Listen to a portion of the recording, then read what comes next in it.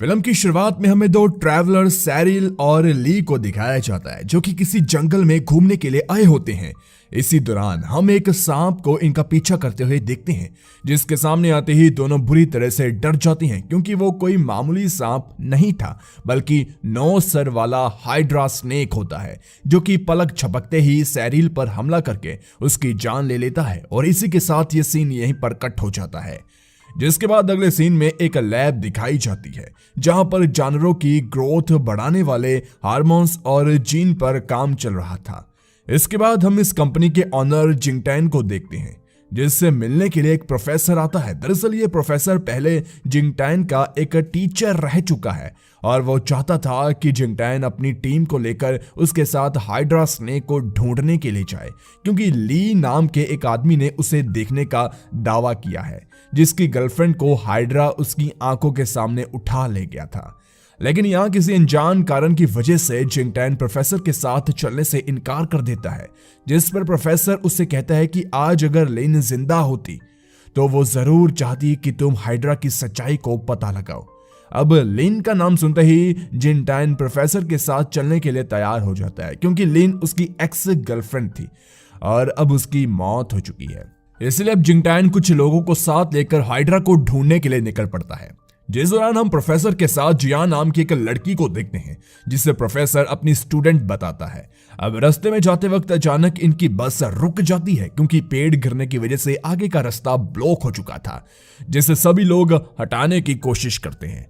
तभी उन्हें पास ही की झाड़ियों में किसी के होने का एहसास होता है, जिस वजह से वो सभी अपनी गन्स को निकाल लेते हैं और उस झाड़ी में से एक जिंगटैन की कंपनी में काम करने वाली एक एम्प्लॉय चैंग यो निकलती है जो कि उन सभी के साथ इस सफर पर आना चाहती थी। जिसके बाद सभी बस में बैठकर आगे बढ़ते हैं। इसी दौरान हम हाइड्रा को भी वहां देखते हैं जिसके बारे में इनके गाइड किम के डॉग को पता लग जाता है, इसलिए वो भौंकना शुरू कर देता है। हालांकि कोई समझ नहीं पाता कि वो ऐसा क्यों कर रहा है।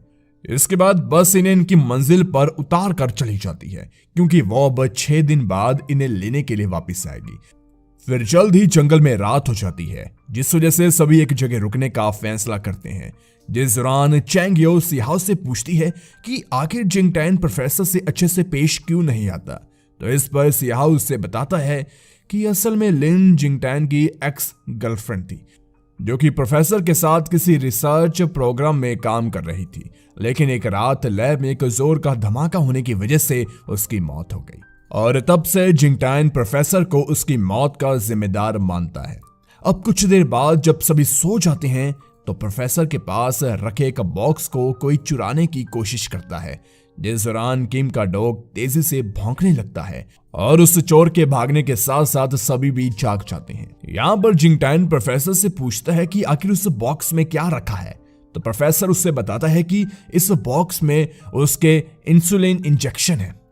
यहाँ उस चोर को पकड़ने के लिए किम अपने डॉग को खोल देता है जो कि आजाद होते ही जंगल की तरफ भाग जाता है।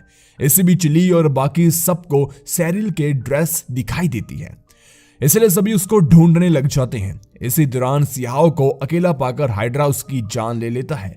तभी चैंग यो देखती है कि सियाओ वहां नहीं है, इसलिए वो उसे खोजने लगती है और अगले ही पल चैंग यो को सियाओ की लाश मिलती है जिसे हाइड्रा वहां से ले जाने की कोशिश कर रहा था, लेकिन जिंगटैन और चैंग यो उसे अपनी तरफ खींचने लग जाते हैं। जिस दौरान किम और युआन हाइड्रा पर लगातार गोलियां बरसा रहे थे, इसलिए सियाओ की लाश को वो वहीं छोड़कर चला जाता है। जो सब देखकर जिंगटैन पूरी तरह से डर चुका था, इसलिए वो सुबह होते ही यहां से निकलने का फैसला करता है, तो प्रोफेसर उसे ऐसा करने से मना करता है, जिनकी सब बात पर जिंगटैन उन पर भड़क जाता है और कहता है कि उसे पता है कि हाइड्रा को उन्होंने ही लैब में बनाया है। आगे वो बताता है कि लिन ने उसे बताया था कि प्रोफेसर कुछ जीवों में ऐसे ग्रोथ हार्मोन्स इंजेक्ट कर रहा है जिससे वो दूसरों से अलग बन सके, लेकिन एथिक्स कम्युनिटी इसके खिलाफ है।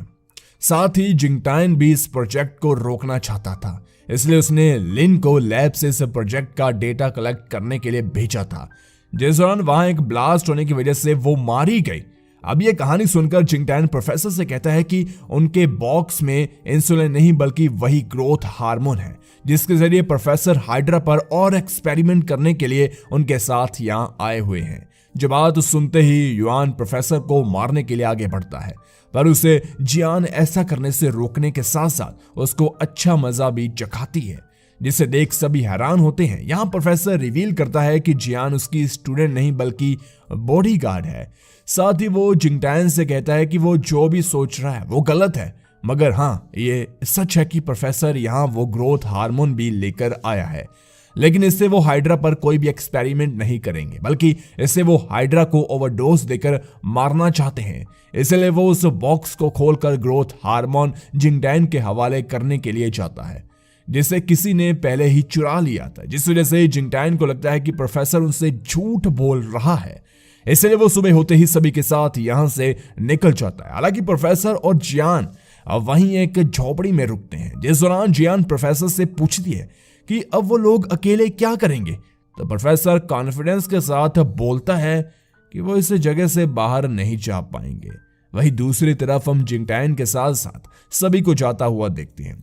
तभी किम को अपने डॉग की आवाज सुनाई देती है, जिसे ढूंढने के लिए वो जंगल में चला जाता है और कुछ दूर जाने पर वो देखता है कि उसका डॉग एक पाइप में घुसकर बैठा है, जिसे किम किसी तरह से बाहर निकालता है। इसी बीच वहां हाइड्रा आ जाता है, जो कि उसके डॉग को मारकर उसकी बॉडी को घसीट ले जाता है, क्योंकि इस दौरान किम का बैग झाड़ियों में फंसने की वजह से वो गन तक नहीं पहुंच पाया। इसके बाद हाइड्रा किम की तरफ भी बढ़ने लगता है। तभी वहां पर जिंगटैन आ जाता है, जो कि किम को ना हिलने की सलाह देता है, क्योंकि सांप किसी भी हलचल पर ही अपना रिएक्शन देते हैं, और कोई हलचल ना देकर हाइड्रा वहां से चला जाता है, जिसे मारने के लिए किम उसकी तरफ बढ़ता है, पर पहाड़ी से नीचे गिरने की वजह से अब वो मारा जाता है। अब जिंगटैन सभी से बताता है कि वो भी प्रोफेसर की ही तरह एक यूनिट ग्रोथ हार्मोन अपने साथ ले आया है, जिससे वो हाइड्रा को आराम से मार सकते हैं। दरअसल पिछली रात ही प्रोफेसर ने उसे बताया था कि उनके बीच ही कोई है जो कि ग्रोथ हार्मोन हासिल करना चाहता है।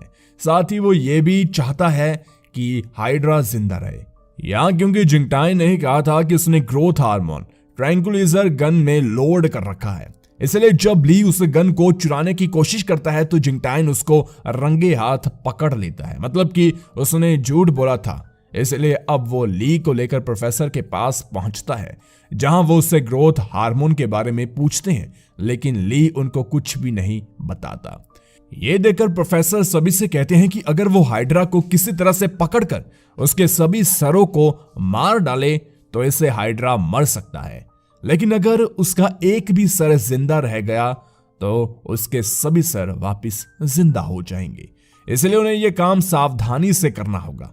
इसलिए प्रोफेसर और ली को छोड़कर सभी लोग ट्रैप लगाने में लग जाते हैं। जिस दौरान प्रोफेसर को बाहर किसी के होने का एहसास होता है, इसलिए वो बाहर देखने के लिए जाता है।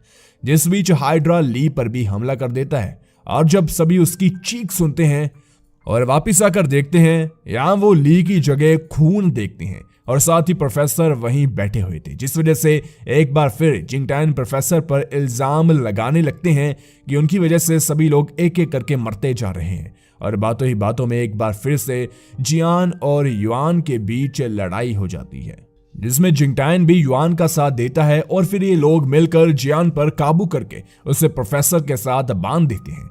फिर ये सभी हाइड्रा को मारने के लिए निकल जाते हैं।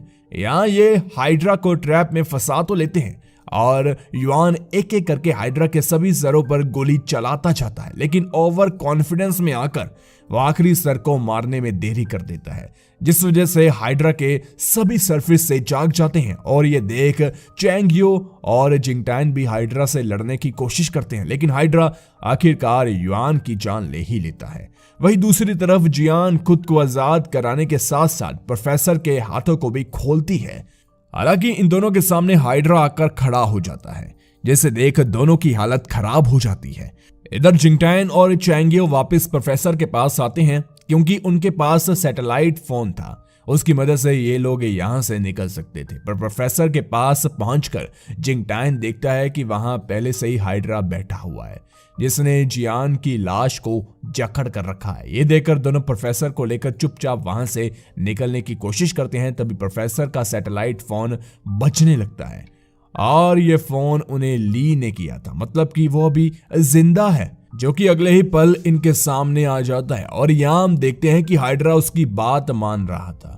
यहाँ एक और चीज रिवील होती है कि ली ने इन सभी को यहाँ आने के लिए इसलिए मजबूर किया ताकि वो ग्रोथ हार्मोन को चुरा पाए, जिसकी मदद से वो हाइड्रा को रिप्रोड्यूस करवाएंगे। लेकिन इसमें वो अकेला नहीं था, इन सब में उसके साथ लिन भी होती है, मतलब कि वो भी अब तक जिंदा थी।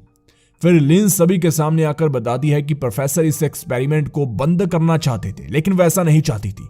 साथ ही जिंगटाइन भी इस एक्सपेरिमेंट के खिलाफ था, इसलिए उसने लैब में ब्लास्ट करके अपनी मौत का नाटक रचा ताकि वो हाइड्रा पर आराम से अपना एक्सपेरिमेंट आगे बढ़ा सके। जो सब सुनकर जिंगटाइन लिन को अपने प्यार भरी बातों में फंसाकर उससे वो ग्रोथ हार्मोन ले लेता है।